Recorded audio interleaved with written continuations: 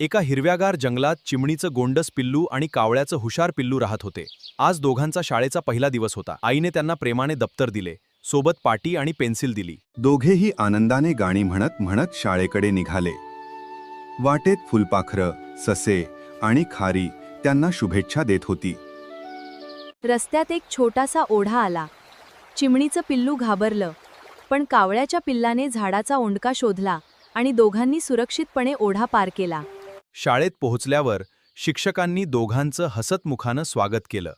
सर्व मित्रांनी टाळ्या वाजवून त्यांचं स्वागत केलं. वर्गात त्यांनी अक्षरं लिहायला शिकली, गाणी म्हटली आणि नवीन मित्रही मिळवले. दोघेही खूप आनंदी झाले. घरी जाताना चिमणीचं पिल्लू म्हणालं, शाळेत येणं किती मजेशीर आहे. कावळ्याचं पिल्लू हसून म्हणालं, रोज शाळेत जाऊ, खूप शिकू आणि मोठे होऊ. आज आम्ही शाळेत खूप काही नवीन शिकलो.